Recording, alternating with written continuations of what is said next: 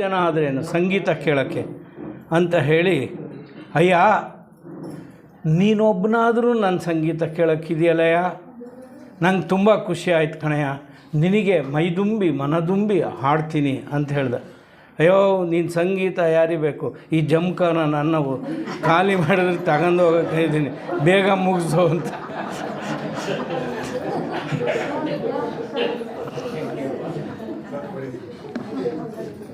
So ನಮ್ಮ ಬದುಕಿನಲ್ಲಿ ಈ ಥರ ಇರುತ್ತೆ.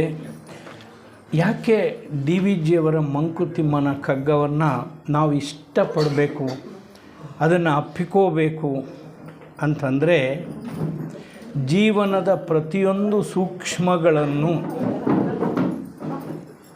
ನಮ್ಮ ಆತ್ಮೋನ್ನತಿಗೆ ಹೇಗೆ ಬಳಸಲಿಕ್ಕೆ ಸಾಧ್ಯ ಇದೆ ಅನ್ನೋದನ್ನು ಮಂಕುತಿಮ್ಮನ ಕಗ್ಗ ನಮಗೆ ಹೇಳುತ್ತೆ. ನಮ್ಮ ಜೀವನದಲ್ಲಿ ಬರ್ತಕ್ಕಂಥ ಬರೀ ಒಳ್ಳೆಯ ಸಂದರ್ಭಗಳಲ್ಲ, ನಮ್ಮ ಜೀವನದ ಕಷ್ಟಗಳು ಕೂಡ ಹೇಗೆ ನಮ್ಮನ್ನು ಮೇಲಕ್ಕೆತ್ತಬಲ್ಲದು, ನಮ್ಮ ಜೀವನದ ತಾಪತ್ರಯಗಳು, ನಮ್ಮ ಅನಿಷ್ಟಗಳು, ನಮ್ಮ ಕಷ್ಟಗಳು ಅವು ಕೂಡ ನಮ್ಮ ಆತ್ಮೋನ್ನತಿಗೆ ಹೇಗೆ ಸಹಕಾರಿಯಾಗ್ಬೋದು, ಹೇಗೆ ಬಳಸ್ಕೋಬೇಕು ಅನ್ನೋದನ್ನು ಮಂಕುತಿಮ್ಮನ ಕಗ್ಗದಲ್ಲಿ ಡಿ ವಿ ಜಿಯವರು ಹೇಳ್ತಾರೆ. ಅದಕ್ಕಾಗಿ ಮಂಕುತಿಮ್ಮನ ಕಗ್ಗ ನಮಗೆ ಒಂದು ಆದರ್ಶ ಗ್ರಂಥ ಆಗಿ ನಾವು ತಗೋಬೇಕಾಗುತ್ತೆ ನಾವೆಲ್ಲರೂ ಕೂಡ. ನಾನಿವತ್ತು ಅನೇಕ ವಿಷಯಗಳನ್ನು ಚರ್ಚೆ ಮಾಡ್ತಾಯಿದ್ದೀನಿ. ನಾರಾಯಣ ಗುರುಗಳು ಅವರು ಚರ್ಚೆ ಮಾಡಬೇಕಾದ್ರೆ ಒಂದು ವಿಶೇಷ ದೃಷ್ಟಿ ಅಂದರೆ ಏನು ಅಂತ ಹೇಳಿದರು. ನಾನು ಅದ್ರ ಬಗ್ಗೆ ಒಂದಷ್ಟು ನಮ್ಗೆ ಯಾವಾಗಲೂ ವಿಶೇಷ ದೃಷ್ಟಿ ಇರಬೇಕು ಅನ್ನೋವಂಥದ್ದು ಅವರಿಗೆ ಸಮರ್ಥನೆಯಾಗಿ ಅವರ ಏನು ಅಭಿಪ್ರಾಯವನ್ನು ವ್ಯಕ್ತಪಡಿಸಿದ್ರೋ ಅದಕ್ಕೆ ಸಮರ್ಥನೀಯವಾಗಿ ಒಂದು ಉದಾಹರಣೆಯನ್ನು ಕೊಡ್ತೀನಿ ನಿಮಗೆ. ಆ ವಿಶೇಷ ದೃಷ್ಟಿ ಅಂದರೆ ಹೆಂಗಿರುತ್ತೆ ಅಂತ. ವೈದ್ಯರು ಏನು ಹೇಳಿದ್ರು ಇದೆಲ್ಲ ನಮಗೆ ಗೊತ್ತಾಗೋದೇ ಇಲ್ಲ, ಅಂದರೆ ಸಿಂಪ್ಟಮ್ಸೇ ಇರೋಲ್ಲ ಅಂತ ಹೇಳಿದ್ರು. ಇದೇ ಥರ ಒಂದು ನಮ್ಮ ದೇಶಕ್ಕೆ, ನಮ್ಮ ರಾಷ್ಟ್ರಕ್ಕೆ ಅತ್ಯಂತ ಶ್ರೇಷ್ಠ ಗ್ರಂಥ ಅಂದರೆ ಸಂವಿಧಾನ, ಕಾನ್ಸ್ಟಿಟ್ಯೂಷನ್ ಆಫ್ ಇಂಡಿಯಾ. ಇದು ನಮ್ಮ ದೇಶಕ್ಕೆ ಒಂದು ನಮ್ಮೆಲ್ಲರಿಗೂ ಅನ್ವಯಿಸುವಂತಹ, ನಮ್ಮ ಬದುಕಿನ ಬಗ್ಗೆ ಚಿಂತಿಸುವಂತಹ, ನಮಗೆ ಒಂದು ಆಶಾವಾದಿಯಾಗಿ ನಮ್ಮ ಮುಂದೆ ಕಾಣುವಂತಹ, ಬದುಕಿನ ಬಗೆಯನ್ನು ನಮಗೆ ತೋರಿಸ್ತಕ್ಕಂತಹ, ಬದುಕಿನ ದಾರಿದೀಪವಾಗಿರ್ತಕ್ಕಂಥ, ಎಲ್ಲರಲ್ಲೂ ಆತ್ಮವಿಶ್ವಾಸವನ್ನು ತುಂಬತಕ್ಕಂಥ ಒಂದು ಶ್ರೇಷ್ಠ ಗ್ರಂಥ. ಇದು ಒಂದು ಚರ್ಚೆಗೆ ಬಂತು. ಗೋಲಕ್ನಾಥ್ ಅಂತ ಒಂದು ಪ್ರಕರಣ ಪಂಜಾಬ್ನಿಂದ ಬಂದಿತ್ತು ಸುಪ್ರೀಂ ಕೋರ್ಟ್ನಲ್ಲಿ. ಆ ಪ್ರಕರಣವನ್ನು ಚರ್ಚೆ ಮಾಡಬೇಕಾದ್ರೆ ಸುಪ್ರೀಂ ಕೋರ್ಟು ಒಂದು ತೀರ್ಮಾನ ಕೊಡ್ತು. ಏನಂತ ಅಂತ ಹೇಳಿದ್ರೆ, you can amend anything in the constitution but you can not take away or abridge the fundamental rights ಅಂತೇಳಿ. ಮೂಲಭೂತ ಹಕ್ಕುಗಳು ಅಂದರೆ ನಾವು ಮನುಷ್ಯರಾಗಿರಬೇಕಾದ್ರೆ, ಮನುಷ್ಯರ ರೀತಿ ಜೀವನ ಮಾಡಬೇಕಾದ್ರೆ ಕೆಲವು ಮೂಲಭೂತ ಹಕ್ಕುಗಳು ನಮಗೆ ಇರುತ್ತೆ. ಅದು ಯಾರೂ ತೆಗೆದಾಕಲ್ಲ. They are all inalienable rights. ಅವನ್ನ ಮಾರಾಟ ಮಾಡೋಕ್ಕೆ, ಕಡ ಕೊಡೋಕ್ಕೆ, ಅಡ ಇಡೋಕ್ಕೆ ಬರೋ ಅಂಥದ್ದಲ್ಲ. ಅದನ್ನು ನಾವೇ ಅನುಭವಿಸಿ ನಾವು ಸಾಯ್ತಕ್ಕಂತಹ ಮೂಲಭೂತ ಹಕ್ಕುಗಳು ನಮಗೆ ದತ್ತವಾಗಿದೆ. ಈ ರೀತಿ ಸುಪ್ರೀಂ ಕೋರ್ಟ್ನವ್ರು ಹೇಳಿಬಿಟ್ರು, ನೀನು ಸಂವಿಧಾನದಲ್ಲಿ ಯಾವ ಭಾಗವನ್ನಾದರೂ ಬದಲಾಯಿಸ್ಬೋದು ಕಣಯ್ಯ, ಆದರೆ ಮೂಲಭೂತ ಹಕ್ಕುಗಳನ್ನು ಬದಲಾಯಿಸುವಂಥ ಶಕ್ತಿ ಯಾರಿಗೂ ಇಲ್ಲ, ಯಾವ ಸರ್ಕಾರಕ್ಕೂ ಇಲ್ಲ ಅಂತ ತೀರ್ಮಾನ ಕೊಟ್ಬಿಟ್ರು. ಇದು ಇನ್ನೊಂದು ಕೇಶವಾನಂದ ಭಾರತಿ ಅಂಥೇಳಿ ಕೇರಳದ ಒಬ್ಬ ಸ್ವಾಮೀಜಿಯವರು, ಮಠಾಧೀಶರು, ಅವರ ಪ್ರಕರಣ ಭೂ ಸುಧಾರಣೆಗೆ ಸಂಬಂಧಪಟ್ಟಂತೆ ಆ ಪ್ರಕರಣ ಸುಪ್ರೀಂ ಕೋರ್ಟ್ ಮುಂದ್ಗಡೆ ಬಂದಾಗ, ನಾನಿ ಪಾಲ್ಕಿವಾಲ ನಮ್ಮ ದೇಶ ಕಂಡಿರುವಂಥ ಅತ್ಯಂತ ಶ್ರೇಷ್ಠ ವಕೀಲ, ನಮ್ಮ ದೇಶ ಭಾರತ ರಾಷ್ಟ್ರ ಕಂಡಂಥ ಅತ್ಯಂತ ಶ್ರೇಷ್ಠ ವಕೀಲ ಅಂದರೆ ನಾನಿ ಪಾಲ್ಕಿವಾಲರು. ಅವರು ಆರ್ಗ್ಯುಮೆಂಟ್ ಮಾಡ್ತಾರೆ, ನೋಡಿ ಮನೆ ಅಷ್ಟೇ ನೋಡೋಕ್ಕೆ ಹೋಗಬೇಡಿ, ಕಣ್ಣಿಗೆ ಕಾಣದೇ ಇರತಕ್ಕಂಥದ್ದು, ಅಗೋಚರವಾಗಿರ್ತಕ್ಕಂಥದ್ದು ಅಗಾಧವಾಗಿ ಇದೆ. ಸಂವಿಧಾನದಲ್ಲಿ ಶಬ್ದ basic rights, basic feature of the constitution ಅಂತ ಎಲ್ಲೂ ಇಲ್ಲ. ಸಂವಿಧಾನವನ್ನೆಲ್ಲ ನೀವು ಹುಡುಕಿದ್ರೂ ಮೂಲಭೂತ ಹಕ್ಕುಗಳು, ಕರ್ತವ್ಯಗಳು, ರಾಷ್ಟ್ರಪತಿ ಹೆಂಗೆ ಇದು ಮಾಡಬೇಕು, ಮಂತ್ರಿಮಂಡಲ ಹೆಂಗೆ ರಚನೆ ಆಗಬೇಕು, ಪಂಚಾಯತ್ ಹೆಂಗೆ ನಡೆಸಬೇಕು, ದೇಶ ಈ ರೀತಿಯಾಗಿ ಆಡಳಿತ ವ್ಯವಸ್ಥೆಯ ಬಗ್ಗೆ ಇದೆಯೇ ಹೊರತು basic feature of the constitution ಅಂತ ಎಲ್ಲೂ ಇಲ್ಲ. ಆ ಶಬ್ದನೇ ಅಲ್ಲಿ ಪ್ರಯೋಗ ಆಗಿಲ್ಲ. ನಾನಿ ಪಾಲ್ಕೆವಾಲವಾದ ಮಾಡಿದ್ರು. ಇದು ಅಗೋಚರವಾಗಿದೆ, ಅಂತರ್ಗತವಾಗಿದೆ. ಇದನ್ನು ಹಿಂಡಿ ತೆಗೆದರೆ ಮಾತ್ರ ಗೊತ್ತಾಗುವಂಥದ್ದು, ನ್ಯಾಯಮೂರ್ತಿಗೆ ಗೊತ್ತಾಗ್ತಕ್ಕಂಥದ್ದು, ನ್ಯಾಯವಾದಿಗೆ ಗೊತ್ತಾಗ್ತಾ ಇರೋವಂಥದ್ದು, ವಿಶೇಷ ದೃಷ್ಟಿಯಿಂದ ನೋಡಿದರೆ ಮಾತ್ರ ಗೊತ್ತಾಗ್ತಕ್ಕಂಥ ವಿಷಯ. ಆಗ ಹೇಳಿದ್ರು ಸಂವಿಧಾನವನ್ನು ಬದಲಾಯಿಸ್ಬೋದು, ಮೂಲಭೂತ ಹಕ್ಕುಗಳನ್ನು ಬದಲಾಯಿಸ್ಬೋದು, ಆದರೆ you cannot amend the basic feature of the constitution ಅಂತ ಹೇಳಿ ಆ ಶಬ್ದ ಇಲ್ಲವೇ ಇಲ್ಲ ಸಂವಿಧಾನದಲ್ಲಿ. ಎಲ್ಲಿ ಹುಡುಕಿದ್ರೂ, ನೀವು ಎಷ್ಟು ಹುಡುಕಿದ್ರೂ ಬೇಸಿಕ್ ಫ್ಯೂಚರ್ ದಿ ಕಾನ್ಸ್ಟಿಟ್ಯೂಷನ್ ಅಂತ ಎಲ್ಲೂ ಸಿಗಲ್ಲ. ಇದು ವಿಶೇಷ ದೃಷ್ಟಿ. ಅದಕ್ಕೆ ಅರ್ಜುನ ನೀನು ಕೃಷ್ಣ ನೀನು ಹೆಂಗಿದೆಯಾ ನನಗೆ ತೋರ್ಸಪ್ಪ ಅಂತ ಭಗವದ್ಗೀತೆಯಲ್ಲಿ ಆ ಕೃಷ್ಣ ಅರ್ಜುನ ಸಂವಾದದಲ್ಲಿ ಬರುತ್ತೆ. ನೀನು ಒಂಚೂರು ತೋರಿಸು ನನಗೆ ದೇವರು, ನಿನ್ನ ದೈವತ್ವ ಅಂದರೆ ಹೆಂಗಿರುತ್ತೆ. ಕೃಷ್ಣ ಅರ್ಜುನ ಈ ಕಣ್ಣುಗಳಲ್ಲಿ ನೀನು ಅದನ್ನು ನೋಡೋಕ್ಕಾಗಲ್ಲ ಕಣಪ್ಪ, ನಿನಗೆ ವಿಶೇಷ ದೃಷ್ಟಿ ಇದ್ದರೆ ಮಾತ್ರ ಇದು ಗೋಚರ ಆಗುತ್ತೆ ಅಂತ. ನಮ್ಮ ಜೀವನದಲ್ಲಿ ಅಗಾಧವಾಗಿರ್ತಕ್ಕಂಥ ಈ ಜೀವನದಲ್ಲಿ ಕೆಲವು ಸೂಕ್ಷ್ಮಗಳು ವಿಶೇಷ ದೃಷ್ಟಿಗೆ ಮಾತ್ರ ಲಭ್ಯ ಆಗುತ್ತೆ ಹೊರತು ಆರ್ಡಿನರಿ ಕಣ್ಣುಗಳಿಗೆ ಅವು ಕಾಣಿಸೋಂಥ ವಿಷಯಗಳು ಅಲ್ಲ. ಇದು ಬದುಕಿನ ಸೂಕ್ಷ್ಮ. ಆಗ ಅವನಿಗೆ ವಿಶೇಷ ಶಕ್ತಿಗಳನ್ನು, ವಿಶೇಷ ದೃಷ್ಟಿಯನ್ನು ಕೊಟ್ಟು ಆಗ ಆ ಭಗವಂತ ಎಲ್ಲವನ್ನು ತೋರಿಸ್ತಾನೆ. ಹಾಗೆ ವಿಶ್ವರೂಪ ದರ್ಶನವನ್ನು ಕೃಷ್ಣನಿಗೆ ಮಾಡಿಸ್ತಾನೆ. ಈಗ ಆಯ್ತಲ್ಲ, ನಾನು ಆ ದೃಷ್ಟಿ ಕೊಟ್ಟಿದ್ದೀನಲ್ಲ ಅದನ್ನು ತೆಕ್ಕೊಂಬಿಡ್ತೀನಿ ಅಂತ ಹೇಳ್ತದೆ. ಅದರಿಂದ ನಾವು ಬದುಕಿನ ಎಲ್ಲ ಏನು ಭಾಗವಹಿಸ್ತೀವೋ ನಮ್ಮೆಲ್ಲರಿಗೂ ವಿಶೇಷ ದೃಷ್ಟಿ ಇದೆ. ವಿಶೇಷ ದೃಷ್ಟಿಯಿಂದ ಜೀವನವನ್ನು ನೋಡ್ತೀವಿ ಅಂತ ನಾವು ಹೇಳೋಕ್ಕಾಗಲ್ಲ. ದೇವರು ನಮಗೇನು ಕಣ್ಣುಗಳನ್ನು ಕೊಟ್ಟಿದ್ದಾರೋ, ನಮಗೇನು ಬುದ್ಧಿಯನ್ನು ಕೊಟ್ಟಿದ್ದಾರೋ, ನಮಗೇನು ಅಂಗಾಂಗಗಳನ್ನು ಕೊಟ್ಟಿದ್ದಾರೋ ಇದನ್ನು ಬಳಸ್ತೀವಿ ಅಷ್ಟೇ. ಇದನ್ನು ಒಳ್ಳೆಯದನ್ನು ಮಾಡೋಕ್ಕೂ ಬಳಸ್ತಾ ಇದ್ದೀವಿ, ಕೆಟ್ಟದ್ದನ್ನು ಮಾಡೋಕ್ಕೂ ಬಳಸ್ತಾ ಇದ್ದೀವಿ. ಅಂದರೆ ಇದರ ಅರ್ಥ ಏನು ಅಂತಂದರೆ, ಇದನ್ನು ನಾನು ಯಾವಾಗಲೂ ಎಕ್ಸಾಂಪಲ್ ಕೊಡೋವಂಥದ್ದು. ಕತ್ತಿ ಇದೆ ನೋಡಿ, ಚೌರ ಮಾಡೋನಿದಾನಲ್ಲ ಅವನಿಗಷ್ಟು ಸುಲಭವಾಗಿ ಕತ್ಕೊಯ್ಯೋ ಅವಕಾಶ ಯಾರಿಗೂ ಇರಲ್ಲ. ಆದರೆ ಎಷ್ಟು ಜನದ ಕತ್ಕೊಯ್ದಿದ್ದಾರೆ ಹೇಳಿ? ಯಾಕೆ? ಅವನಿಗೆ ಮನಸ್ಸಿಲ್ಲ. ಯಾರ ಕೈ ಕತ್ತು ಕೊಯ್ದಿಲ್ಲ, ಸಣ್ಣ ಗಾಯನೂ ಮಾಡಿಲ್ಲ. ಅಂಥ ಕತ್ತಿ ಶಾರ್ಪಾಗಿ ಎರ್ಕೊಂಡು ಎಲ್ಲ ಕೂದಲು ತೆಗೆದಾಕ್ತಾನೆ. ಯಾರ ಕತ್ತೂ ಕೊಗ್ದಿಲ್ಲ, ಎಲ್ಲರೂ ಸುಖವಾಗಿದ್ದಾರೆ. ಹಾಯಾಗಿತ್ತಪ್ಪ, ಸೇವಿಂಗ್ ಚೆನ್ನಾಗಿ ಮಾಡ್ದ ಅಂತ ಹೇಳ್ತಾನೆ ಹೊರತು ಕತ್ತು ಕೊಯ್ದು ಕಳಿಸ್ದ ಅಂತ ಯಾರೊಬ್ಬರೂ ಕಂಪ್ಲೇಂಟ್ ಮಾಡಿಲ್ಲ. ಯಾಕೆ? ಮೈಂಡ್, ಮೆಂಟಲ್ ಆ್ಯಟಿಟ್ಯೂಡ್ ಅಂದರೆ ಮೆನ್ಸ್ರಿಯ ಅನ್ನೋ ಅಂಥದ್ದು ಮನೋಧರ್ಮ ಇರಬೇಕು. ಇವನನ್ನು ಸಾಯಿಸಲೇಬೇಕು ಅಂದರೆ ಅಡುಗೆ ಮಾಡುವಂಥ ಕತ್ತಿನೇ ಸಾಕು, ಕತ್ತು ಕೊಯ್ದು ಬಿಸಾಕು. ಸೊ ಕತ್ತು ಕೊಯ್ಯಲು, ಹಣ್ಣು ಕಟ್ ಮಾಡಲು ಒಂದೇ ಕತ್ತಿಯನ್ನು ಬಳಸ್ಬೋದು. ನಮ್ಮ ಕೈ ಯಾವ ಕೈ ಅಡುಗೆ ಮಾಡುತ್ತೋ, ಯಾವ ಕೈ ಪ್ರೀತಿಯಿಂದ ನಮಗೆ ಗುಕ್ಕನ್ನು ಮಾಡಿಕೊಡುತ್ತೋ ಅದೇ ಕೈ ಕೆನ್ನೆಗೂ ಹೊಡಿಬೋದು. ಗೊತ್ತಾಯ್ತು? ಇದು ಈ ಧರ್ಮ ಸೂಕ್ಷ್ಮವನ್ನು ನಾವು ಬದುಕಿನಲ್ಲಿ ತಿಳ್ಕೋಬೇಕಾಗುತ್ತೆ. ಅದಕ್ಕೆ ನಾನು ಇವತ್ತು ಮಂಕುತಿಮ್ಮನ ಕಬ್ಬವನ್ನು ನಮ್ಮ ಜೀವನ ಎಷ್ಟು ಸೊಗಸಾಗಿರ್ಬೇಕಾದ್ರೆ, ಹದವಾಗಿರಬೇಕಾದ್ರೆ, ರುಚಿಕರವಾಗಿರಬೇಕಾದ್ರೆ ಹೇಗಿರಬೇಕು ನಾವು ಅನ್ನೋ ಅಂಥದ್ದನ್ನ ಅವರು ತುಂಬ ಡಿ ವಿ ಜಿಯವರ ಇದನ್ನು ಹೇಳೋಕ್ಕೆ ಆ ಕವನದಿಂದ ನಾನು ಇವತ್ತಿನ ಉಪನ್ಯಾಸವನ್ನು ಪ್ರಾರಂಭ ಮಾಡ್ತೀನಿ.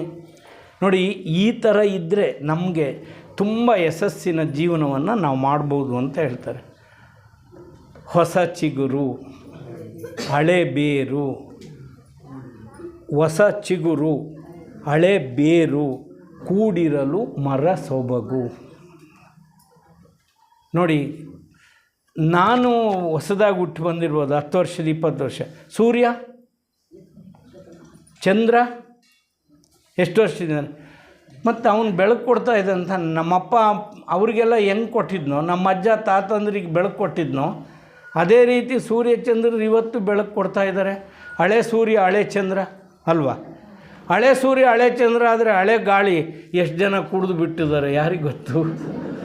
ನಾವು ಕುಡಿಯೋವಂಥ ಈಗ ಉಸಿರಾಡ್ತಾ ಇದ್ದೀವಲ್ಲ, ಇದನ್ನು ಯಾರ್ಯಾರು ಎಷ್ಟೆಷ್ಟು ಕುಡಿದು ಬಿಟ್ಟಿದ್ದಾರೋ, ಏನು ಕುರೆ ಬಾಯಿನಲ್ಲೇ ಹೋಗಿ ಬಂದಿತ್ತು, ಯಾರಿಗೆ ಬರುತ್ತೆ ಗಾಳಿ, ನಮ್ಮ ಮನೆ ಮುಂದೆನೂ ಹೋಗುತ್ತೆ, ನಮಗೊಂದಷ್ಟು ಕುಡಿಸಿ ಹೋಗುತ್ತೆ, ಅದಷ್ಟೇ ಅಲ್ಲೂರ. ಈ ಒಂದು ಅಂತರ್ದೃಷ್ಟಿಯನ್ನು ಮಂಕುತಿಮ್ಮನ ಕಗ್ಗದಲ್ಲಿ ನಮಗೆ ಡಿ ವಿ ಜಿಯವರು ಕೊಡ್ತಾ ಹೋಗ್ತಾರೆ. ಹೊಸ ಚಿಗುರು ಹಳೆ ಬೇರು. ನೋಡಿ ಇನ್ನೊಂದು ಹೇಳ್ತಾರೆ, ಹೊಸ ಯುಕ್ತಿ ಹಳೆ ತತ್ವ. ಹೊಸ ಯುಕ್ತಿ ಹಳೆ ತತ್ವ. ಪ್ರಿನ್ಸಿಪಲ್ ಏನಿದೆಯೋ ಅದು ಹಳೇದೇ ಇರಬೇಕು. ಹೊಸ ಯುಕ್ತಿ, ಈಗೆಲ್ಲ ಸ್ಕಿಲ್ಸ್ ಬಂದಿದೆ, ವಿಶೇಷವಾದಂಥ ಸ್ಕಿಲ್ಸ್ ಬಂದಿದೆ. ಹೊಸ ಯುಕ್ತಿ ಹಳೆ ತತ್ವ ಧರ್ಮ. ಸೊ ಹೊಸ ಯುಕ್ತಿ ಇರಬೇಕು, ಹೊಸತನ ಇರಬೇಕು, ಆದರೆ ಹಳೆ ತತ್ವ ಇರಬೇಕು, ಪ್ರಿನ್ಸಿಪಲ್ ಅದೇ ಇರಬೇಕು. ಅಂಥದ್ದು ಒಂದು ಧರ್ಮ, ನಮ್ಮ ಧರ್ಮ, ಆಚಾರ ವಿಚಾರಗಳು, ಆ ರೀತಿಯ ನಡವಳಿಕೆಗಳಿರಬೇಕು. ಋಷಿ ವಾಕ್ಯದೊಡನೆ ನಾವು ಹೇಳ್ತೀವಿ ಸೈನ್ಸ್ ಅಂತ ಹೇಳ್ತೀವಿ, ಅವರು ಹೇಳ್ತಾರೆ ಋಷಿ ವಾಕ್ಯದೊಡನೆ ವಿಜ್ಞಾನ ಕಲೆ ಮೇಳವಿಸೆ ಜಸವು ಜನಜೀವನಕ್ಕೆ ಮಂಕುತಿಮ್ಮ. ಅದು ನಮ್ಮೆಲ್ಲರಿಗೂ ಕೂಡ ಸುಖವಾಗಿರಬೇಕು ಅಂತ ಹೇಳಿದ್ರೆ ಯಾವುದಿರಬೇಕಂದ್ರೆ ಹೊಸ ಚಿಗುರಿರಬೇಕು, ಹಳೆ ಬೇರಿರಬೇಕು, ಹೊಸ ಯುಕ್ತಿ ಇರಬೇಕು, ಹಳೆ ಧರ್ಮ ಇರಬೇಕು. ಋಷಿ ವಾಕ್ಯದೊಡನೆ ವಿಜ್ಞಾನ ಕಲೆ ಮೇಳವಿಸೆ ಜಸವು ಜನಜೀವನಕ್ಕೆ, ಮನುಷ್ಯ ಜೀವನ ಯಶಸ್ಸಾಗಬೇಕು ಅಂದರೆ ಇದೆಲ್ಲವೂ ನಮಗೆ ಇರಬೇಕಯ್ಯ. ಅದರಿಂದ ನೋಡಿ ಅವರು ಇನ್ನೊಂದು ಶಬ್ದವನ್ನು ಬಳಸ್ತಾರೆ, ಆತ್ಮವಿಸ್ತಾರವೇ ನಿತ್ಯ ಸುಖ ಅಂತ ಹೇಳ್ತಾರೆ. ಇನ್ನು ಉಳಿದಿರೋದೆಲ್ಲ ಟೆಂಪರರಿ ಅಂತ. ಬಿಲ್ಲಪ್ಪ ಭಾಳ ಚೆನ್ನಾಗಿದ್ದಾನೆ, ಭಾಳ ಹೆಲ್ತಿ ಆಗಿದ್ದ ಕಣಯ್ಯ, ನೆನ್ನ ಇಲ್ವಂತಪ್ಪ, ಆಗೋಯ್ತು ಅಷ್ಟೇ, ಇಲ್ವಂತೆ ಅವರಷ್ಟೇ ಸುದ್ದಿ, ಹೆಲ್ತಿ ಆಗಿದ್ರಂತೆ. ಅದಕ್ಕೆ ಅವ್ರು ಹೇಳ್ತಾರೆ ಆತ್ಮ ಸುಖ ಏನಿದೆಯೋ ಅದು ನಿತ್ಯ ಸುಖ. ಇನ್ನು ಉಳಿದಿರ್ತಕ್ಕಂಥ ಎಲ್ಲ ಸುಖಗಳು ತಾತ್ಕಾಲಿಕ ಸುಖಗಳು.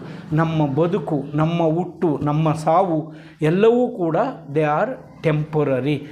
ಓನ್ಲಿ ಥಿಂಗ್ ಪರ್ಮನೆಂಟ್ ಅಂದರೆ ಚೇತನ ಶಕ್ತಿ ಏನಿತ್ತೋ ಅದು ಪುನಃ ಬೇರೆ ಬೇರೆ ರೂಪದಲ್ಲಿ ವ್ಯಕ್ತವಾಗುತ್ತೆ. ಅದಕ್ಕೆ ನಾವು ಪುನರ್ಜನ್ಮ ಅಂತನಾದರೂ ಕಲಿಬೋದು. ಪುನರ್ರೂಪ, ಹೊಸ ಚೇತನ, ಹೊಸ ದೃಷ್ಟಿ, ಹೊಸ ದೇಹ, ಏನಾದರೂ ಕರ್ಕೊಳ್ಳೋಣ ಅದನ್ನು. ಆ ರೀತಿ ಆಗೋವರೆಗೂ ಕೂಡ ಆತ್ಮವಿಶ್ವಾಸ ಆಗ್ತಕ್ಕಂಥದ್ದು. ಸೊ ಈಗ ನಮಗನ್ಸುತ್ತೆ, ನೀವೇ ಟೆಸ್ಟ್ ಮಾಡ್ಕೋಬೋದು. ಈಗ ಆತ್ಮ ಅಂದ್ರೇನು, ದೇಹ ಅಂದ್ರೇನು, ಮನಸ್ಸು ಅಂದ್ರೇನು, ಇದನ್ನು ನಾವು ಚೆನ್ನಾಗಿ ತಿಳ್ಕೋಬೇಕು. ಇದಕ್ಕೆ ಆತ್ಮ ಸುಖ, ಅಂಥದ್ದೊಂದು ಸುಖ ಇದೆ ಅಂತ ನಾವಿನ್ನೂ ಅಲ್ಲಿ ಕೈ ಹಾಕಲೇ ಇಲ್ಲ. ನಾವು ಆತ್ಮ ಸುಖಕ್ಕೆ ಹೋಗಲೇ ಇಲ್ಲ, ದೇಹ ಸುಖಕ್ಕೆ ಬಯಸ್ತಾ ಇದ್ವಿ, ಇಂದ್ರಿಯಗಳ ಸುಖಕ್ಕೆ ಬಯಸ್ತಾ ಇದ್ವಿ ಅಂತ. ಒಂದು ಗೀತೆಯಲ್ಲಿ ಒಂದು ಒಳ್ಳೆ ಉದಾಹರಣೆಗಳನ್ನು ಕೊಡ್ತಾರೆ ನೋಡು. ಆಮೆ ಇದೆ, ಆಮೆ ತಲೆನೂ ಹೊರಗೆ ಬರುತ್ತೆ, ಕಾಲುಗಳು ಹೊರಗೆ ಬರುತ್ತೆ. ಅದು ಆಟ ಆಡಬೇಕು ಅಂತಂದರೆ ಅವೆಲ್ಲ ಹೊರಗೆ ಬರಬೇಕು, ಕಣ್ಣು ಹೊರಗೆ ಬರಬೇಕು, ಕಾಲು ಹೊರಗೆ ಬರಬೇಕು. ಆಟ ಆಡಬೇಕು ಅಂದರೆ ಅದು ಒಳಕ್ಕೂ ಎಳ್ಕೊಂಬಿಡುತ್ತೆ. ಅಂದರೆ ನಮ್ಮ ಇಂದ್ರಿಯಗಳನ್ನು ನಾವು ಆಟ ಆಡಿಸ್ತಾ ಇದ್ವಿ, ಬೇಕಾದಷ್ಟು ಆಟ ಆಡಿಸ್ತಾ ಇದ್ವಿ. ಕೋರ್ಟ್ಗೆ ಹೋಗ್ತೀವಿ, ಪೊಲೀಸ್ ಸ್ಟೇಷನ್ಗೆ ಹೋಗ್ತೀವಿ, ಇನ್ನೆಲ್ಲ ಹೋಗ್ತೀವಿ. ಅಂದರೆ ಅರ್ಥ ಏನು? ನಮ್ಮ ಬದುಕಿನ ಬಗೆ, ನಮ್ಮ ಆಲೋಚನೆಯ ಬಗೆ, ನಮ್ಮ ನಡವಳಿಕೆಯ ಬಗೆ ಏನಿದೆಯೋ ಅದರಲ್ಲೇ ನಮ್ಮ ವ್ಯಾಜ್ಯಗಳು, ಸುಖ ದುಃಖಗಳು ಅಂತರ್ಗತವಾಗಿದೆ, ಅದರಲ್ಲಿ ಸೇರ್ಕೊಂಡು ಹೋಗಿದೆ. ಇದನ್ನು ಸಪ್ರೇಟ್ ಮಾಡೋಕ್ಕಾಗಲ್ಲ. ನಮಗೆ ನಮ್ಮ ಮನೆಗೆ ಒಂದು ಇದೆ, ಅದು ಬಿಡು ಅಂತ ನಾನು ಎಷ್ಟೋ ಸಾರಿ ಹೇಳ್ತೀನಿ. ಗ್ರಹಗತಿಗಳು ಅಂತ ಹೇಳಿದರೆ ಸೂರ್ಯ, ಚಂದ್ರ, ಬುಧ, ರಾಹು, ಕೇತು ಇವೆಲ್ಲ ಕಣಯ್ಯ. ನೋಡು, ಸೊಸೆಯನ್ನು ಗ್ರಹ ಈ ಕಡೆ ನಿಂತ್ಕೊಂಡಿದೆ, ನನ್ನನ್ನೇ ದೃಷ್ಟಿ ನೋಡ್ತಾ ಇರ್ತದೆ, ಅದೇನು ವಕ್ರಿಸ್ಕೊಳ್ಳುತ್ತಾ ಗೊತ್ತಿಲ್ಲ ಅಂತ. ಈ ಕಡೆ ಅಜ್ಜ ಅಂತ ಮುದುಕ ಆಗಿರೋದಕ್ಕೆ ಇವನು ಈ ಗ್ರಹ ವಕ್ರಿಸ್ಕೊಳುತ್ತೆ, ಇದೆಷ್ಟು ಖರ್ಚು ತರುತ್ತೋ ಯಾರಿಗೆ ಗೊತ್ತೈತೆ ಅಂತ ಹೇಳ್ಕೊಂತಿತ್ತು. ಇನ್ನೊಂದು ಬೆನ್ನಿಂದೆ ನಿಂತ್ಕೊಂಡಿದೆ, ಅದು ಕೈ ಎತ್ಕೊಂಡು ನಿಂತ್ಕೊಂಡಿದೆ, ಅದೇನು ಮಾಡುತ್ತೋ ನಮ್ಗೆ ಗೊತ್ತಿಲ್ಲ. ಇವೇ ಅದ್ಲು ಬದಲು ಆ ಕಡೆ ಇದರದು. ನನ್ನ ಫ್ರೆಂಡ್ ಆಗಿಬಿಡ್ತಾರೆ ನನ್ನ ಸೊಸೆ, ಅಪ್ಪ ಅಪ್ಪ ಅಂತ ನನಗೆ ತುಂಬ ಇಷ್ಟಪಡ್ತಾರೆ ಅಂತ ಇಟ್ಕೊಳ್ಳಿ. ಓ, ಆ ಗ್ರಹ ನನಗೆ ಅನುಕೂಲಕರವಾಗಿದೆ. ನಮ್ಮಪ್ಪ ನನಗೆ ಭಾಳ ಓದ್ ಮಗನೇ ಎಲ್ಲ ನನಗೆ ಎಷ್ಟು ಸಾಲ ಆದರೂ ಮಾಡ್ತೀನಿ ಅಂತಂದರೆ, ಓ ಈ ಗ್ರಹನೂ ನನಗೆ ಅನುಕೂಲಕರವಾಗಿದೆ ಅಂತ. ಇನ್ಯಾವುದೋ ಒಂದು ಗ್ರಹ ಹೇಳುತ್ತೆ, ಅದು ಮಾಡ್ತೀನಿ ನೋಡ್ತಾ ಇರುತ್ತೆ ಅಂತ. ಓ ಈ ಗ್ರಹ ನನಗೆ ಅನಾನುಕೂಲವಾಗಿದೆ ಅಂತ. ನಮ್ಮ ಮನೆಯಲ್ಲೇ ನಮ್ಮ ಸುತ್ತಮುತ್ತದಲ್ಲೇ ನಮ್ಮ ಗ್ರಹಗತಿಗಳು ಇದೆ, ಅವೇ ನಮ್ಮನ್ನು ಕಾಡ್ತಕ್ಕಂಥದ್ದು, ಇನ್ನೆಲ್ಲೋ ಇದೆ ಅಂತ ದಯವಿಟ್ಟು ತಿಳ್ಕೊಬೇಡಿ. ಅದಕ್ಕೆ ಅವ್ರು ಹೇಳ್ತಾರೆ ಇದೆಲ್ಲವೂ ಟೆಂಪರರಿ. ನಮ್ಮ ಜೀವನ ಏನು ಕಾಳುತ್ತೋ ಅದಕ್ಕೆ ಒಂದು ಮಾತನ್ನು ಅವರು ಹೇಳ್ತಾರೆ. ಈ ಪ್ರಪಂಚದಲ್ಲಿ ಏನು ಮಾಡ್ತು ಅಂತಂದರೆ, ಚಿತ್ರದುರ್ಗದ ಕೋಟೆಯನ್ನು ನೀವೆಲ್ಲ ಹೋಗಿ ನೋಡ್ತಾ ಇದ್ದರೆ ನೋಡೋಕ್ಕೆ ಹೋಗ್ಬೇಕಷ್ಟೇ, ಅಲ್ಲಿ ರಾಜರು ವಾಸ ಮಾಡ್ತಾ ಇಲ್ಲ. ಆದರೆ ಅದೊಂದು ಇತಿಹಾಸವನ್ನು ಹೇಳುತ್ತೆ. ಇಲ್ಲಿ ಒಬ್ಬ ರಾಜ ಮದಕರಿ ನಾಯಕ, ಇನ್ನೂ ಅನೇಕ ನಾಯಕರುಗಳು ರಾಜರಾಗಿ ಆಳ್ವಿಕೆ ಮಾಡ್ತಾಯಿದ್ರು ಅಂತ ಕಥೆ ಹೇಳುತ್ತೆ. ಅದಷ್ಟೇ. ಪಾವಗಡದ ಕೋಟೆ ಅಥವಾ ಇನ್ನೊಂದು ಊರಿನ ಕೋಟೆ, ಇನ್ನೊಂದು ಕೋಟೆ, ಯಾವ ಊರಿನ ಕೋಟೆ ಕೊತ್ತಲಗಳನ್ನು ನೀವು ನೋಡ್ತಿದ್ರು ಒಬ್ಬ ರಾಜ ಇದ್ದ ಅನ್ನುವಂಥ ಕಥೆ ಹೇಳ್ತಾ ಇದೆಯೋ ಅಲ್ಲಿ ಯಾರೂ ಜನಗಳು ವಾಸ ಮಾಡ್ತಾ ಇಲ್ಲ. ಹೀಗೆ ಈ ಭೂಮಿಯ ಮೇಲೆ ಜಾನಪದಗಳು ಬಂದು ಹೋಗಿದೆ,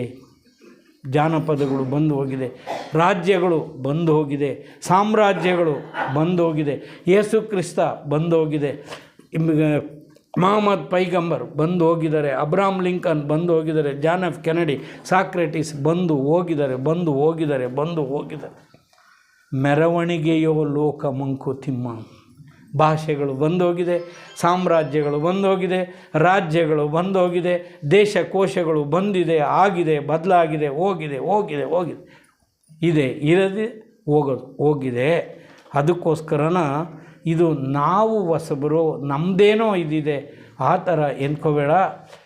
ಆದರೆ ಯಾತ್ರಿಕನೋ ನೀನು ಇಲ್ಲಿಗೆ ಬಂದಿರೋ ಅಂಥ ಒಂದು ಗೆಸ್ಟ್ ಥರ ಬಂದಿದೆಯಾ, ಸ್ವಲ್ಪ ದಿವಸ ಇರ್ತೀಯ.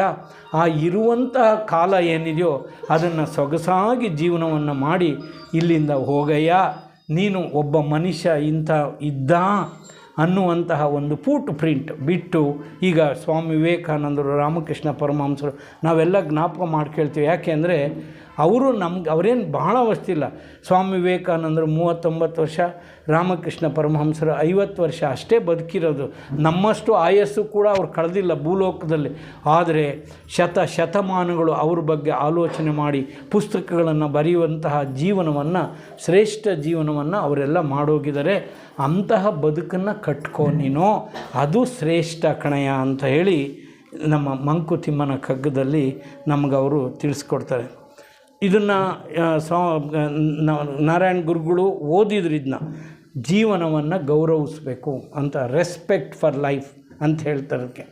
ಇದು ಇಡೀ ಕಾನ್ಸ್ಟಿಟ್ಯೂಷನ್ ಏನು ಹೇಳ್ತಾ ಅಂದರೆ, ಸಂವಿಧಾನವನ್ನು ನೀವು ತೆಗೆದು ನೋಡಿದ್ರೆ ಜೀವನ ಗೌರವ, ಆತ್ಮವಿಶ್ವಾಸ, ನಮ್ಮ ಸಂವಿಧಾನ ನಮಗೆ ಕೊಡ್ತಕ್ಕಂಥದ್ದು 2: ಸಾಮಾಜಿಕ ನ್ಯಾಯ, ಸೋಷಿಯಲ್ ಜಸ್ಟಿಸ್. ಮನುಷ್ಯರ ತಾರತಮ್ಯ ಮಾಡಬೇಡ ಕಣೆಯ, ಧರ್ಮದ ಆಧಾರದ ಮೇಲೆ ಮಾಡಬೇಡ ಕಣೆಯ, ಜಾತಿ ಆಧಾರದ ಮೇಲೆ ತಾರತಮ್ಯ ಮಾಡಬೇಡ ಕಣೆಯ, ಲಿಂಗದ ಆಧಾರದ ಮೇಲೆ ತಾರತಮ್ಯ ಮಾಡಬೇಡ ಕಣೆಯ, ಹುಟ್ಟಿದ ಸ್ಥಳದ ಆಧಾರದ ಮೇಲೆ ಮಾಡಬೇಡ ಕಣೆಯ. ಏನಿದೆ, ನೀನು ಗಂಡಸು ನಾನು ಹೆಂಗಸು, ನೀನು ಹೆಂಗಸಾಗಿರೋದ್ರಿಂದ ಯು ಆರ್ ಡಿಸೇಬಲ್ಡ್ ಅಂತ ನಾವು ಹೇಳ್ತೀವಲ್ಲ. ಹೆಂಗ್ಸು ಚೀಫ್ ಮಿನಿಸ್ಟರ್ ಆಗಿಲ್ವಾ? ಆಗಿದ್ದಾರೆ. ಹೆಂಗ್ಸು ಪ್ರೈಮ್ ಮಿನಿಸ್ಟರ್ ಆಗಿಲ್ವಾ? ಆಗಿದ್ದಾರೆ. ಹೆಂಗ್ಸು ಮಿಲ್ಟ್ರಿನಲ್ಲಿಲ್ವಾ? ಆಗಿದ್ದಾರೆ. ಹೆಂಗ್ಸು ಸುಪ್ರೀಂ ಕೋರ್ಟ್ ಜಡ್ಜ್ ಆಗಿಲ್ವಾ? ಆಗಿದ್ದಾರೆ. ಹೆಂಗ್ಸ್ ಹೈಕೋರ್ಟ್ ಜಡ್ಜ್ ಆಗಿಲ್ವಾ? ಆಗಿದ್ದಾರೆ. ಹೆಂಗ್ಸ್ ಪ್ರಾಸಿಕ್ಯೂಟ್ರ್ ಆಗಿಲ್ವಾ? ಆಗಿದ್ದಾರೆ. ಹೆಂಗ್ಸ್ ಕ್ಲರ್ಕ್ ಆಗಿಲ್ವಾ? ಆಗಿದ್ದಾರೆ. ಹೆಂಗ್ಸ್ ಪೊಲೀಸ್ ಆಗಿಲ್ವಾ? ಆಗಿದ್ದಾರೆ. ಹೆಂಗ್ಸ್ ಕಂಡಕ್ಟರ್ ಆಗಿಲ್ವಾ? ಆಗಿದ್ದಾರೆ. ಅವಕಾಶ ವಂಚಿತರನ್ನಾಗಿ ಮಾಡಿದರೆ ಹೊರ್ತು ಅವಕಾಶ ಕೊಟ್ಟಿದ್ದರೆ ಇಷ್ಟೊತ್ತಿಗೆ ಗಂಡಸರಿಗಿಂತ ಒಂದು ಹೆಜ್ಜೆ ಮುಂದೆ ಇರ್ತಾಯಿದ್ರು. ಈಗ ಅವಕಾಶ ಕೊಡೋಕ್ಕೆ ಶುರುವಾಗಿದ್ವಿ. ಇನ್ಮೇಲೆ ಖಂಡಿತವಾಗೂ ಇನ್ನೆರಡು ದಶಕಗಳಲ್ಲಿ ಅಥವಾ ಎರಡು ಚುನಾವಣೆಗಳಾಗೋದ್ರೊಳಗಾಗಿ ಒಂದು ದಶಕದಲ್ಲಿ ನನ್ನ ತಲೆಗೆ ಓಡ್ತಾ ಅಂಥದ್ದು ಮ್ಯಾನ್ ವರ್ಸಸ್ ವುಮನ್, ಮನುಷ್ಯ ವಿರುದ್ಧ ಸ್ತ್ರೀ, ಪುರುಷ ವರ್ಸಸ್ ವುಮನ್, ಉಳ್ಳವರು ಮತ್ತು ಉಳ್ಳದೇ ಇರೋರು ಎರಡು ವರ್ಗ ಆಗುತ್ತೆ. ನಮ್ಮ ಸಮಾಜ ಹೋರಾಟ ಮಾಡುತ್ತೆ. ಯಾವುದಕ್ಕೆ ಅಂತಂದರೆ ನೀನು ಮುಂದೋ ನಾನು ಮುಂದೆ, ಒಂದೇ ಒಂದು ಪಾರ್ಟಿ ಮಾಡ್ಕೊಂಡ್ರೆ ಆಯಿತು. ಮಹಿಳಾ ಕಾಂಗ್ರೆಸ್ ಅಂತ ಮಾಡ್ಕೊಂಬಿಟ್ರೆ ಆಗೋದು. ನೀವೇನು 1/3 ಕೊಡ್ತೀರಯ್ಯ, ನಾವು 100% ರಿಸರ್ವೇಷನ್ ಎಲ್ಲ ಮಹಿಳೆಯರಿಗೆ ಕೊಡ್ತೀವಿ, ಸೀಟಲ್ಲ 545 ಮಹಿಳೆಯರಿಗೆ ಕೊಡ್ತೀವಿ ಅಂದ್ಬಿಟ್ರೆ ಆಗೋಯ್ತಲ್ಲ. ಇದು ಒಂದೇ ಯೋಚನೆ, ಅದು ಆ ಸೋಚ್ ಬರಬೇಕು. ಯಾವಾಗ ಬರುತ್ತೋ ಬರ್ತಾಯಿದೆ, ಅಲ್ಲೇ ಹೇಳ್ತಾ ಇದ್ದಾರೆ. ಸೊ ಅದರಿಂದ ನಮ್ಮ ಜೀವನವನ್ನು ನಾವು ಗೌರವಿಸಬೇಕು. ಆತ್ಮೀಯ ಬಂಧುಗಳೇ, ರೆಸ್ಪೆಕ್ಟ್ ಲೈಫ್. ಈ ಮನುಷ್ಯ ಜೀವನ ಅನ್ನೋಂಥದ್ದನ್ನ ಯಾವ ಕ್ಷಣವನ್ನೂ ವೇಸ್ಟ್ ಮಾಡಬೇಡಿ. ನೀವು ಈ ಜೀವನವನ್ನು ಗೌರವಿಸಿ, ಆತ್ಮಗೌರವದಿಂದ ನಾವು ಬಾಳಬೇಕು.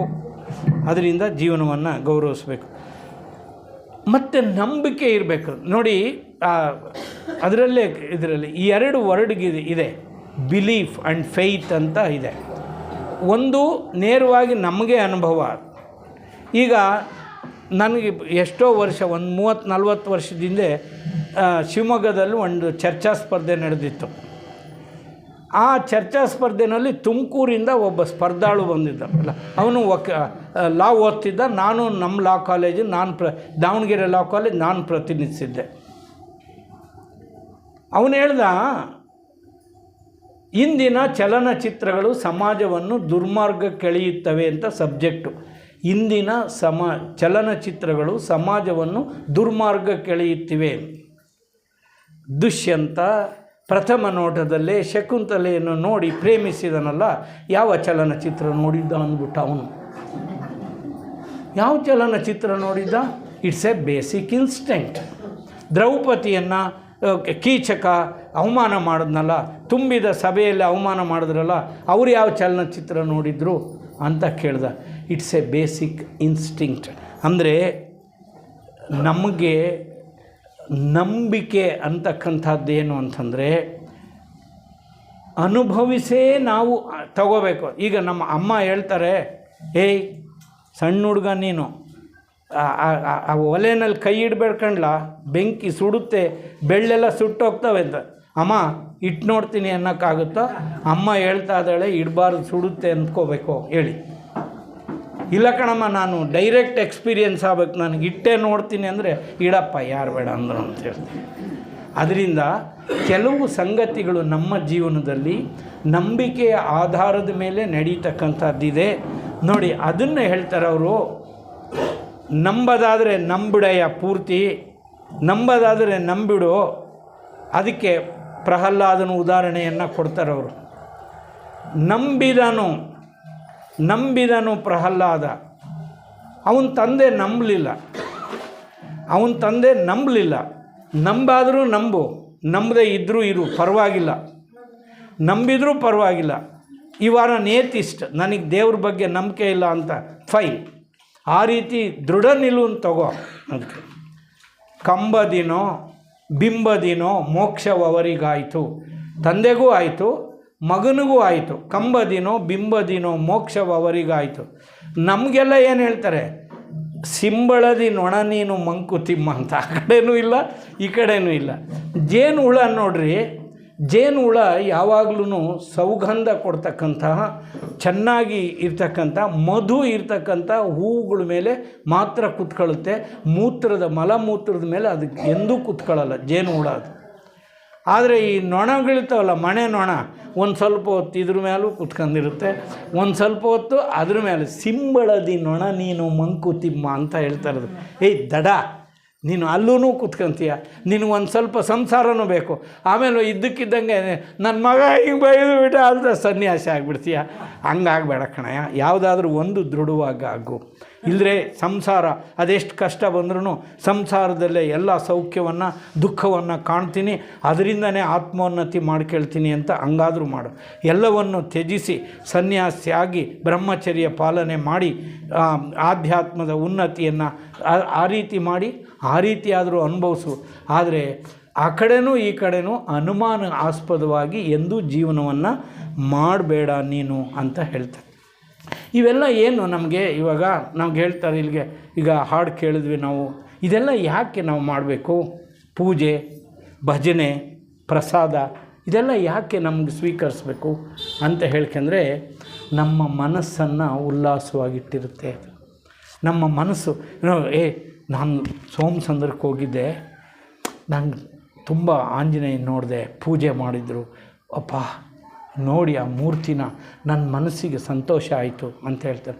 ಅಲ್ಲೊಂದು ಭಜನೆಯಲ್ಲಿ ಭಾಗವಹಿಸ್ತೀರಿ, ಆವಾಗ ನಿಮಗೆ ಭಜನೆ ಬ್ರಹ್ಮಾನಂದ ರಸವೋ ಸೋಹಂ, ಭಜನೆ ಬ್ರಹ್ಮಾನಂದ ಆನಂದ ಸುಖವೋ, ಭಜನೆ ಬ್ರಹ್ಮಾನಂದ ರಸವೋ ಸೋಹಂ, ಭಜನೆ ಬ್ರಹ್ಮಾನಂದ ಆನಂದ ಸುಖವೋ, ಭಜನೆ ಬ್ರಹ್ಮಾನಂದ ರಸವೋ. ಅದು ಯಾಕೆ ಅಂದರೆ ಬ್ರಹ್ಮಾನಂದ ರಸ ಅದು, ಅದಕ್ಕೆ ನಮಗೆ ಸಿಗುತ್ತೆ. ಅದು ಆ ಭಜನೆ ಮಾಡಿದ್ರೆ ನಮಗೆ ಆ ದೊರೆಯುತ್ತೆ.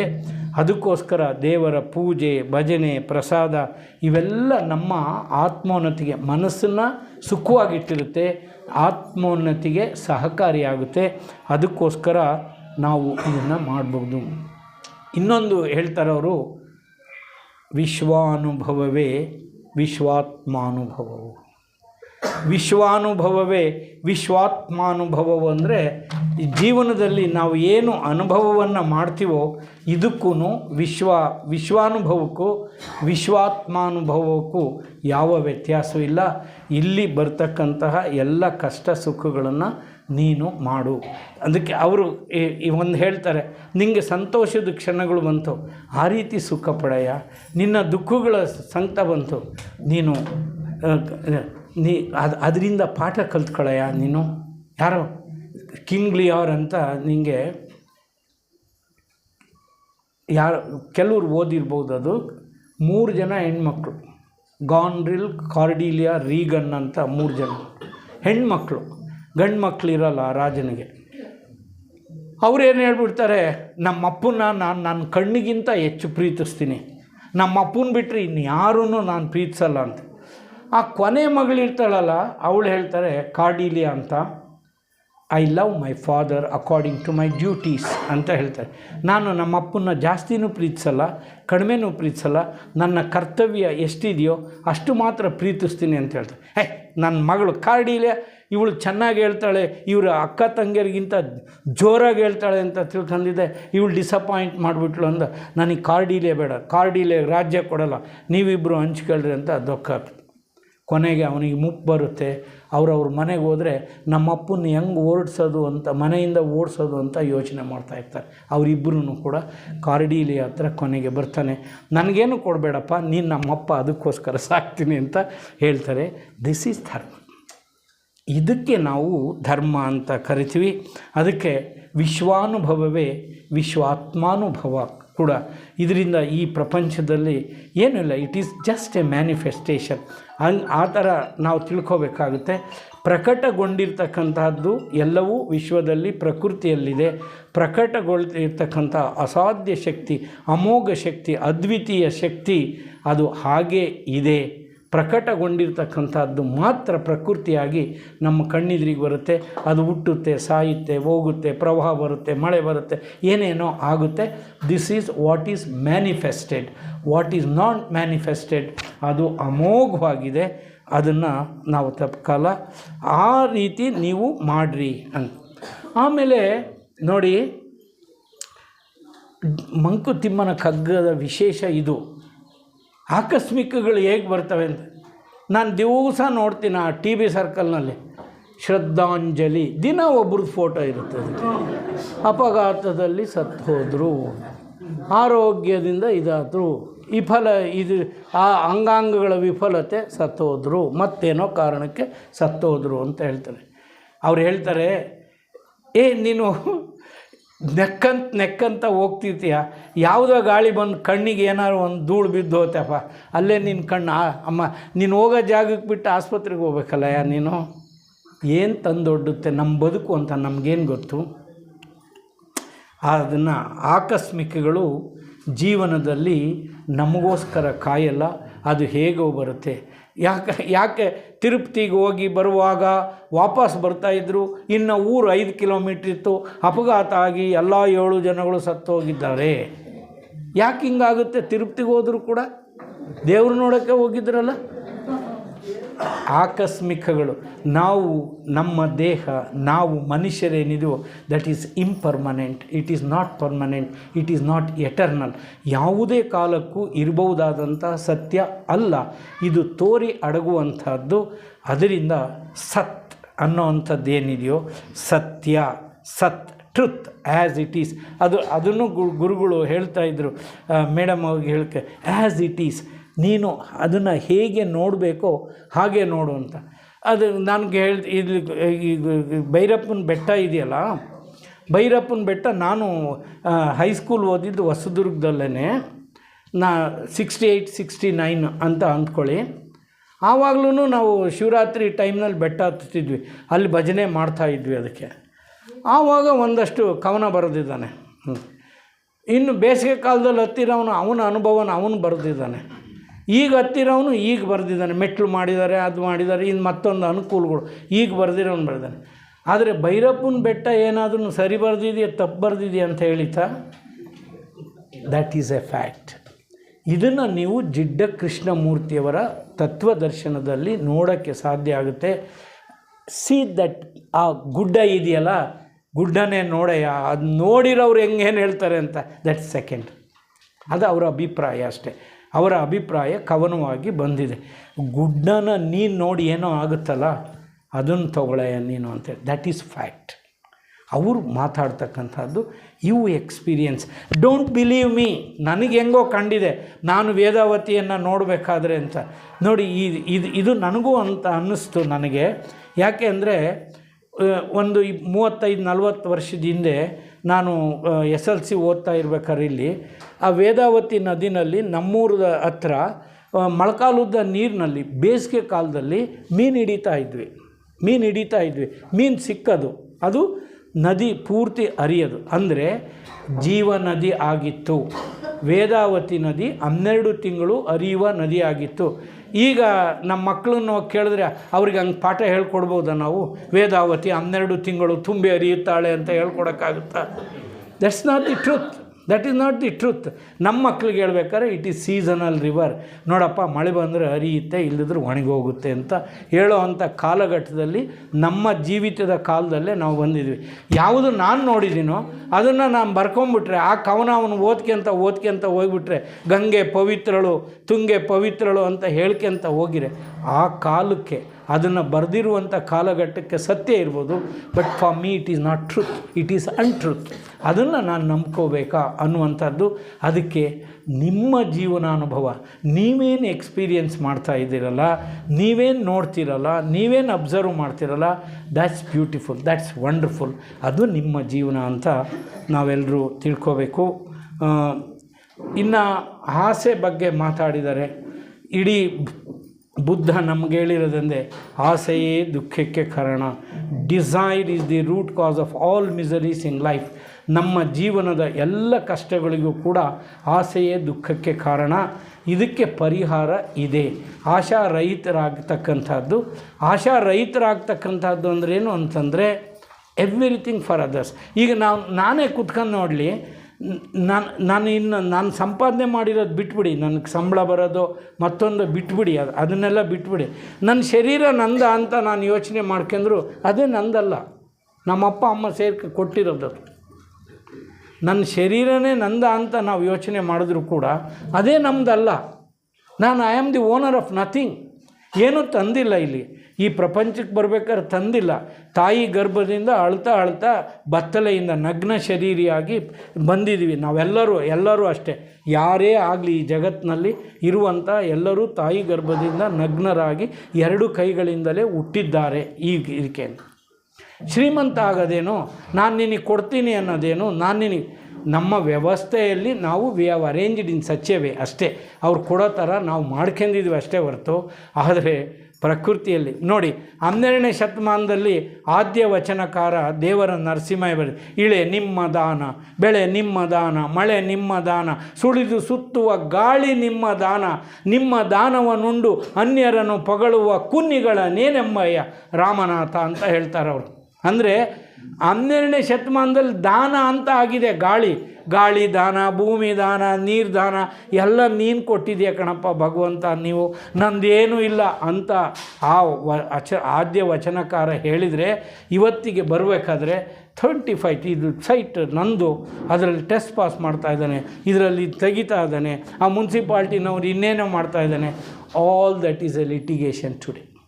ಯಾಕೆ ನಾವು ಸ್ವಾರ್ಥಿಗಳಾಗ್ತಿದ್ವಿ, ಸಂಕುಚಿತರಾಗ್ತೀವಿ. ನಮ್ಮ ಆಲೋಚನೆಯಂತೆ ನಮ್ಮ ಜೀವನ, ಅದೇ ರೀತಿ ನಮ್ಮ ಆಲೋಚನೆಗಳೆಲ್ಲವೂ ಒಂದು ಮೊಕದ್ದಮೆಯಾಗಿ ಪರಿವರ್ತನೆ, ಸಿವಿಲ್ ಮೊಕದ್ದಮೆ ಅಥವಾ ಕ್ರಿಮಿನಲ್ ಮೊಕದ್ದಮೆ ಆಗಿರ್ಬೋದು. That is a controversy, it is disagreement, we disagree with everything in life. ಅದಕ್ಕೋಸ್ಕರನೇ ಅವೆಲ್ಲವೂ ಕೂಡ ಒಂದು ಕೇಸಾಗಿ ಮಾರ್ಪಾಡಾಗಿ ನಮ್ಮ ಜೀವನದಲ್ಲಿದೆ. ಅದಕ್ಕೆ ಅವ್ರು ಹೇಳ್ತಾರೆ, ಮನುಷ್ಯನ ಆಸೆಗೆ ಮಿತಿ ಅಂತಕ್ಕಂಥದ್ದೇ ಇಲ್ಲ. ಯಾಕಯ್ಯ ಈ ಘಟನ ಸೃಷ್ಟಿ ಮಾಡಿದೆ ದೇವ?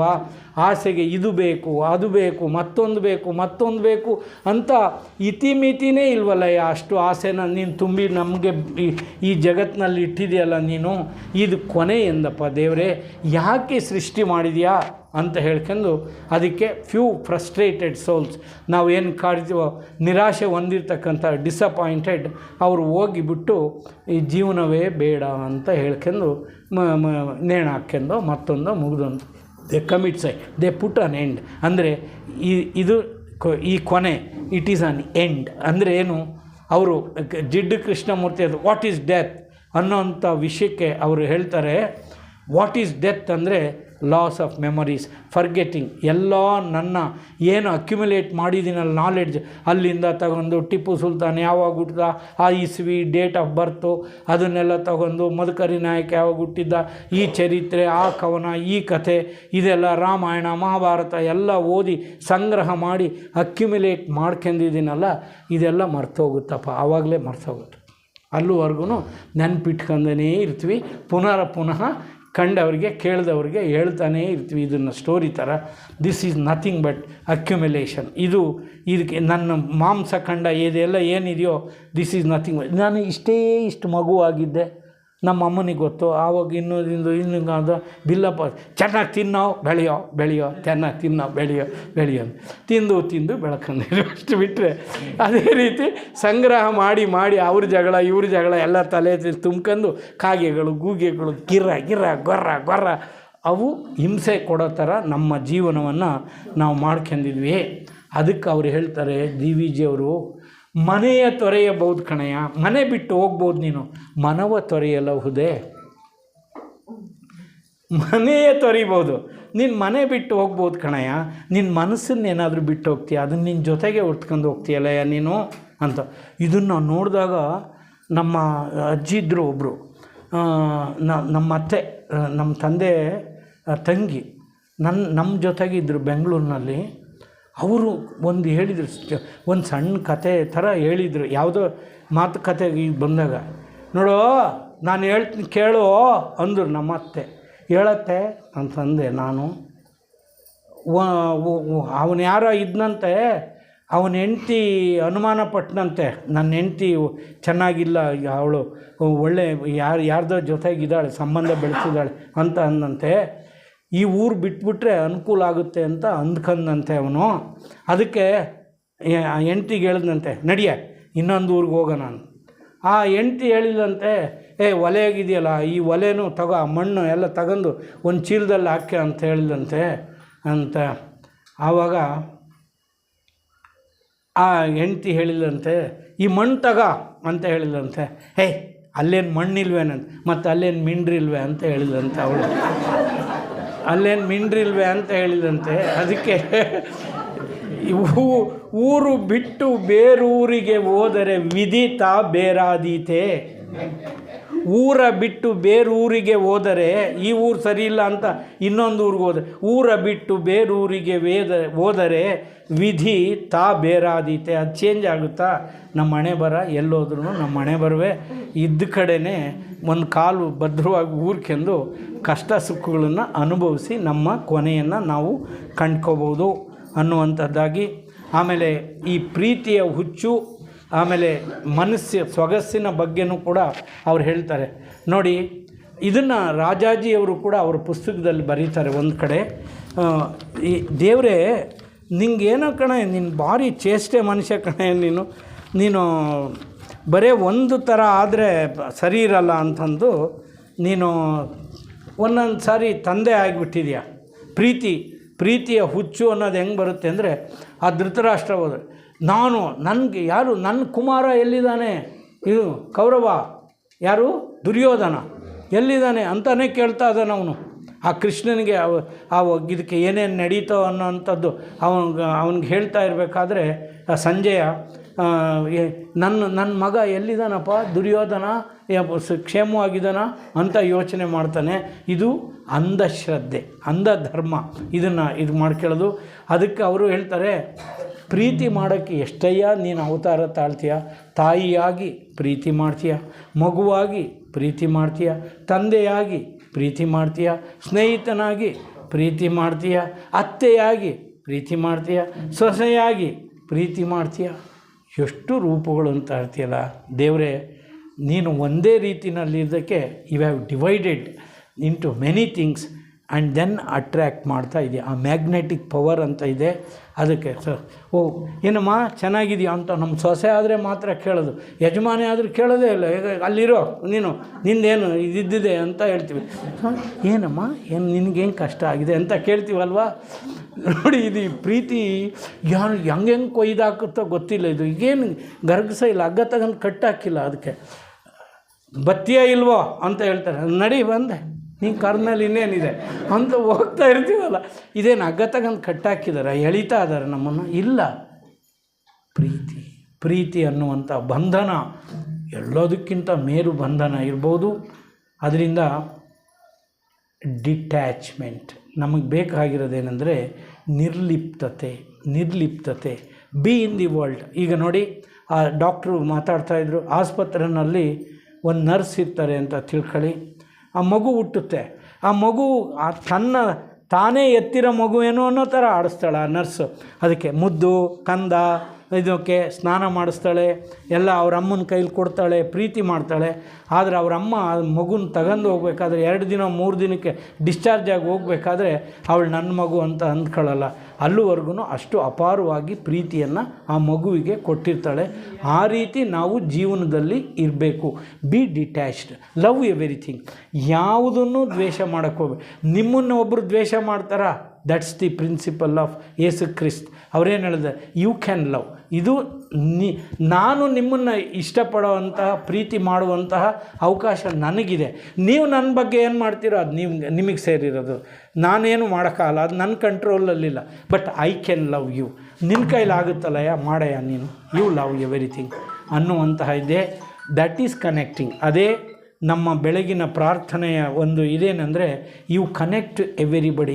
ಏನೇನು ಈ ಇನ್ಯಾನಿಮೇಟ್ ಅಬ್ಜೆಕ್ಟ್ಸ್ ಇದೆಯೋ, ಜೀವಂತವಾಗಿರುವಂಥ ಪ್ರಾಣಿ, ಪಕ್ಷಿ, ನದಿ, ಹಳ್ಳ, ಕೊಳ್ಳ, ಗುಡ್ಡ, ಸರೋವರ, ಅದ್ರ ಜೊತೆಗೆ ಸೇರ್ಕೆಳೆಯ. You connect everything. ಎಲ್ಲದರ ಜೊತೆಗೆ ಸಂಬಂಧವನ್ನು ಏರ್ಪಡಿಸ್ಕೋ. ನಾನೇ ಅದು ಅಂದ್ಕೋಬೇಕು. ನಾನು ಬೈತಾ ಇರೋನು ನಾನೇ, ಬೈಸ್ಕೊಂತ ಇರೋನು ನಾನೇ ಅಂತ. ದ್ಯಾಟ್ಸ್ ವಾಟ್ ಸ್ವಾಮಿ ವಿವೇಕಾನಂದರು ಹೇಳ್ತಾರೆ. ಬೈಯುವವನು ಬೈಸ್ಕೊಳ್ಳೋನು ಒಂದೇ ಆಗಿರ್ಬೇಕಾದ್ರೆ ಬೈಯೋರು ಯಾರು, ಬೈಸ್ಕೊಳ್ಳೋರು ಯಾರು? ಎಲ್ಲ ನೀನೇ ಕಣಯ್ಯ, ನೀನೇ ಮಾಡ್ತಾ ಇದೆಯಾ. ಈ ಮನೋಧರ್ಮ ನಮಗೆ ಬರ್ತಕ್ಕಂಥದ್ದೇ ಈ ಒಂದು ಮಂಕುತಿಮ್ಮನ ಕಗ್ಗದಲ್ಲಿ ಹೇಳ್ತಕ್ಕಂಥದ್ದು. ಇನ್ನು ಕೊನೆಯದಾಗಿ ಒಂದೇ ಒಂದು ಮಾತನ್ನು, ಹೊಟ್ಟೆ ಅಂತ ಹೇಳೋಕ್ಕೆ ಆ ಶರಣರು, ನೀವು ಶರಣರ ವಚನಗಳನ್ನು ನೀವು ಗಮನಿಸಿದರೆ ನಿಮಗೆ ಗೊತ್ತಾಗುತ್ತೆ. ದೇವರ ದಾಸಿಮಯ ಶಿವನಿಗೆ ನಾವೆಲ್ಲರಿಗೂ ನಮಗೆ ಗೊತ್ತು, ದೇವರು ನಿರ್ಗುಣ, ಅವನಿಗೆ ಗುಣರಹಿತ, ಅವನಿಗೆ ರೂಪ ಇಲ್ಲ, ಆಕಾರ ಇಲ್ಲ, ಎತ್ತರ ಇಲ್ಲ, ಅವನು ನಿರ್ಗುಣ, ಅವನು ನಿರ್ಭೀತ, ನಿರ್ಭಯ. ಅದಕ್ಕೆ ದೇವರು ಅಂತ ಕರೆಯೋದು. ದೇವರು ಅನ್ನೋದೇನು?